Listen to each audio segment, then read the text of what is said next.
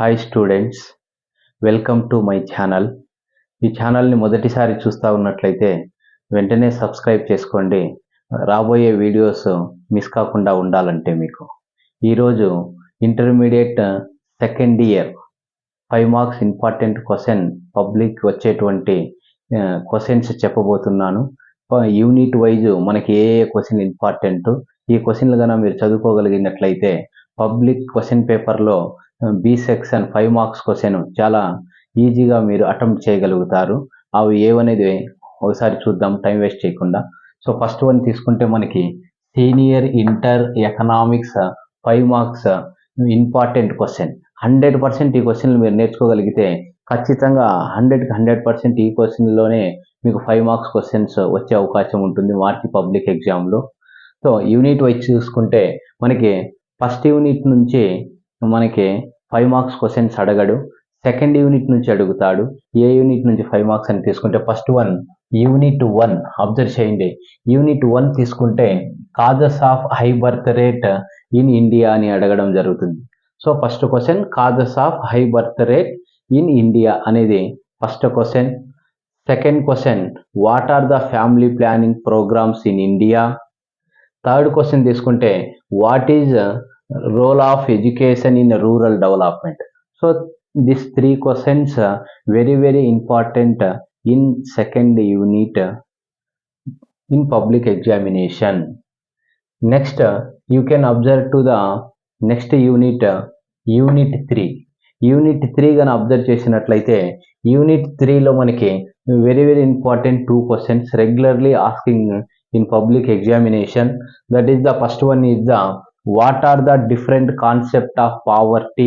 Second one what are the different types of unemployment. ఈ 2 క్వశ్చన్లు ఈ యూనిట్ నుంచి మనకి ఎక్కువగా అడగడం అనేది జరుగుతుంది. దీంతో పాటు మరో క్వశ్చన్ ఇక్కడ రాయలేదు బట్ చెప్తున్నాను. ఇక్కడ మనకి దీన్ దయాల్ ఉపాధ్యాయ గ్రామీణ కౌశల్య యోజన అనే క్వశ్చన్ కూడా అడిగేటువంటి అవకాశం ఉంది. ఆ క్వశ్చన్ కూడా మీరు నేర్చుకోగలిగినట్లయితే ఈ థర్డ్ యూనిట్ నుంచి మ్యాక్సిమం ఈ క్వశ్చన్లే మనకి వచ్చే అవకాశం అనేది ఉంటుంది. Next unit you can observe next unit 5 marks questions unit 4. So unit 4 important questions there are number of questions are there but very important questions and regularly asking already asking question in previous question paper. You can observe to the 4 questions. Why I give the 4 questions means 2 questions are chances there in come to the public examination. అంటే ఈ unit నుంచి మనకి 2 క్వశ్చన్లు అనేది 5 marks అడగడం అనేది జరుగుతుంది. అందులో మనం అబ్జర్వ్ చేస్తే ఏ క్వశ్చన్లు అంటే first one explain the present condition of agriculture labour. Second one impact of green revolution on Indian economy. Third one examine the defects in agriculture marketing in India, need for land reforms. So ఈ 4 క్వశ్చన్లు మనకి very important. ఈ 4గిట్లో మనకి 5 marks question వచ్చేటువంటి అవకాశం ఎక్కువగా ఉంది. దాంతోపాటు ఒక్కొక్కసారి present condition of agriculture labour 10 marks కూడా అడిగేటువంటి అవకాశం ఉంటుంది. 10 మార్క్స్ క్వశ్చన్ నేర్చుకోగలిగితే 10 మార్క్స్ వస్తే 10 మార్క్స్ రాస్తారు, లేదా 5 మార్క్స్కి వచ్చినట్లయితే 5 మార్క్స్ క్వశ్చన్ కూడా మీరు రాయడానికి అవకాశం ఉంటుంది. So you can concentration this 4 questions. దీని మీద మీరు శ్రద్ధగా చదువుకొని నేర్చుకోగలిగినట్లయితే 4th యూనిట్ మనం ఇబ్బంది లేకుండా రాయగలుగుతాం వచ్చే క్వశ్చన్. యూనిట్ 5. యూనిట్ 5లో తీసుకుంటే important questions first one industrial estates, second one special economic zone, third one objectives of national manufacturing policy, fourth one what are the causes for industrial backwardness in India. So ఈ 4 questions అంటే ఈ 4 questions మనకి ఎక్కువగా ఈ unit 5 నుంచి అడిగేటువంటి అవకాశం ఉంటుంది. ఒక్కొక్కసారి అబ్జర్వ్ చేయండి 4th క్వశ్చన్ 10 మార్క్స్ కూడా అడిగేటువంటి అవకాశం ఉంటుంది. What are the causes for industrial backwardness in India, ఇది 10 మార్క్స్కు అడిగే అవకాశం ఉంది, 5 మార్క్స్ కూడా అడిగే అవకాశం ఉంటుంది. 5th యూనిట్లో ఈ 4 క్వశ్చన్స్ మనకి ఎక్కువగా పబ్లిక్ వచ్చేటువంటి ఛాన్సెస్ ఉన్నటువంటి క్వశ్చన్స్ కాబట్టి మీరు ఖచ్చితంగా ఈ క్వశ్చన్లు నేర్చుకోవాలి. నెక్స్ట్ యూనిట్ అబ్జర్వ్ చేస్తే యూనిట్ 6. యూనిట్ 6లో మనకి రెగ్యులర్గా అడిగేటువంటి క్వశ్చన్లు 2 క్వశ్చన్లు. ఆ రెండిట్లో కూడా ఎక్కువ అడిగేది మనకి ఫస్ట్ క్వశ్చన్ అనేది మీకు కూడా తెలిసింటుంది. ప్రీవియస్ క్వశ్చన్ పేపర్ మీరు కనుక అబ్జర్వ్ చేసినట్లయితే ఏమవన్నీ తీసుకుంటే first one, what are the advantages of roadways. So what are the advantages of roadways అనేది రెగ్యులర్గా మనకి అడిగేటువంటి క్వశ్చన్, కామన్గా రిపీటెడ్గా వస్తున్నటువంటి క్వశ్చన్. ఇన్ కేస్ ఈ క్వశ్చన్ రాలేదు అనుకుంటే నెక్స్ట్ మనకి యూనిట్ నుంచి అడగబోయేటువంటి question, explain the importance of tourism in Indian economy. So ఇది సెకండ్ క్వశ్చన్. ఎక్కువగా మనకి అడ్వాంటేజెస్ ఆఫ్ రోడ్ వేసే అడుగుతాడు.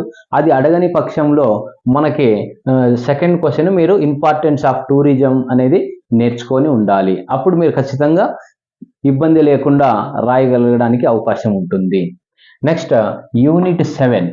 సో యూనిట్ 7 తీసుకుంటే మనకి యూనిట్ 7లో important questions, objectives and functions of WTO అని క్వశ్చన్ ఇచ్చాను నేను. కానీ మనకు పబ్లిక్ అడిగేది ఏమనంటే, ఒకటి ఆబ్జెక్టివ్స్ ఆఫ్ WTO అని అడుగుతాడు, లేదా ఫంక్షన్స్ ఆఫ్ WTO అని అడుగుతాడు. నేను ఇక్కడ రెండు కలిపి ఇచ్చాను, మీకు వేరువేరుగా ఉంటుంది మెటీరియల్లో, మీరు అది అబ్జర్వ్ చేయండి.